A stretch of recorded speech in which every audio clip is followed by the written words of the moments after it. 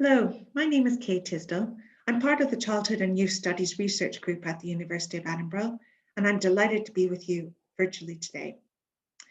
What I'm going to draw on for my presentation is some collective work that was organised by the Observatory of Children Human Rights in Scotland.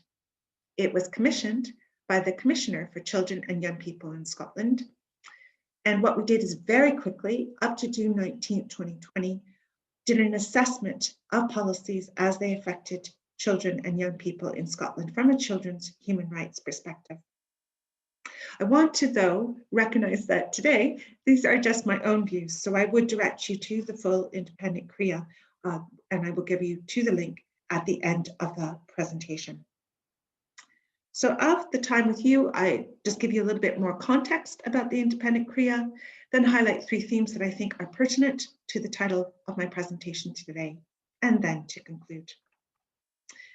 So what about the independent CRIA? First, as a starting point, Scotland and the UK government introduced a raft of legislation and policies in response to the COVID-19 pandemic. These legislative and policy decisions were primarily concerned with protecting the right to life and then trying to mitigate the impact of those decisions. So fundamentally, it seems very important to recognize that these protected and sought to protect children's, young people's, and their families' rights to survival and development. But there are and were concerns that children's human rights were not being given due attention, and we really needed to try to find out more about this in principle and in practice. And this is in the context that the UK has ratified the UN Convention on the Rights of the Child, and the Scottish Government has an increasing commitment to ensuring children's human rights are realised in policy and in practice. So 3 areas that I want to draw out for you. During this time, Scotland was in lockdown, so people generally had very limited access to the public sphere physically, except, for example, if you were a key worker. So it's no surprise that children were increasingly dependent on their families and in their households. Or if they were in state care, for example, very dependent on that institutional setting. Because much of the public sphere was, of course, closed off, whether it be play parks or schools. So I reflect that it's interesting. As a children's rights person, I would say that the literature in the global north is quite critical of schools in terms of children's human rights, despite the fact that children usually spend a lot of their waking time in schools. They're not known as children's rights havens by the research. So in some ways, the response to the pandemic highlighted the importance of schools in ensuring children's human rights were met.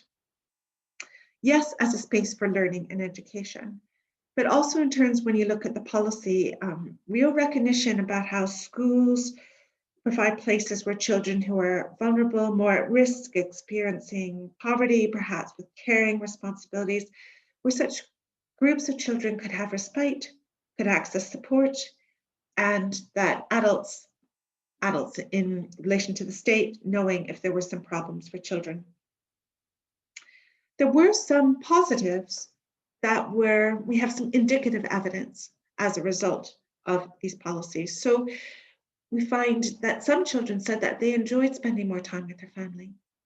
Some children were relieved from the academic pressures, perhaps of bullying that they experienced at school. An interesting one that was actually put forward in one of the Scottish Government papers was perhaps that some families who were quite immersed in child protection systems enjoyed having a little bit more space to themselves. But a long list of concerns were identified. For example, for children affected by domestic abuse, just to pick one example, about the restricted access to criminal and civil court proceedings, and if they were able to access them digitally, how problematic that was if they were in context of domestic abuse. Concerns, for example, for LGBTQI young people in terms of their access to services and their difficulties in some family contexts in relation to their identities.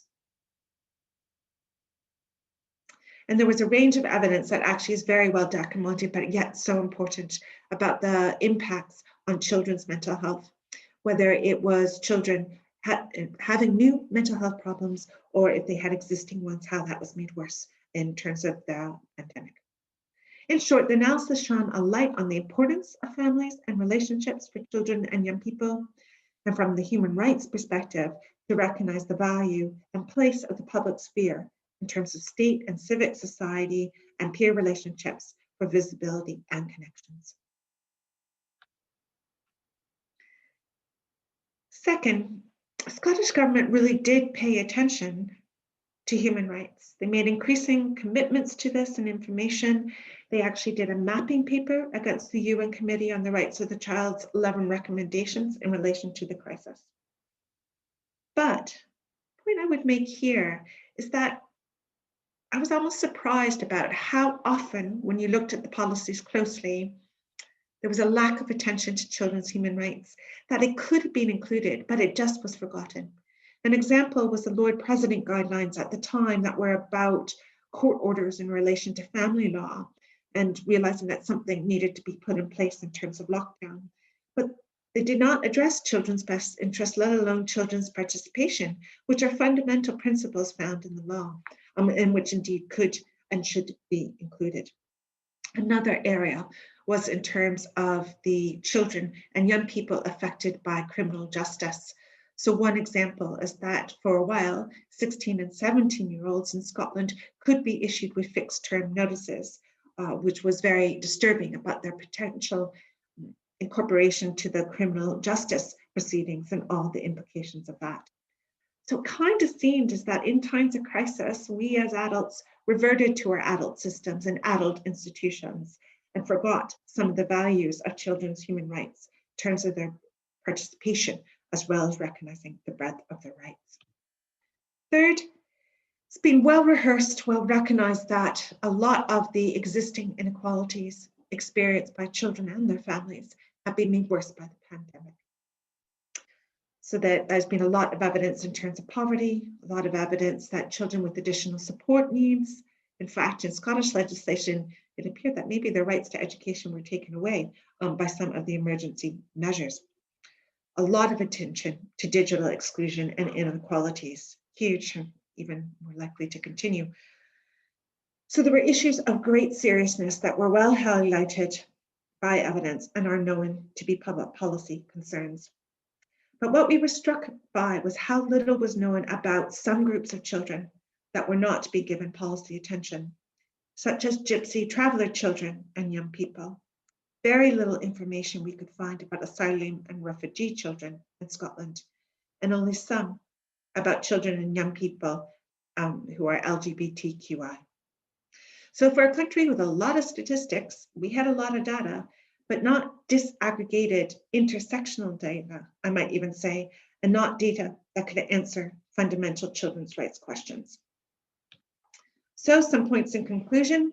I would argue that the independent CRIA showed why we need to have a children's rights approach to policy and practice, at least in terms of Scotland. And I would suggest it's well worth considering, and we're having discussion in other networks in other parts of the world. Children's human rights are not less, but perhaps more important in times of crisis.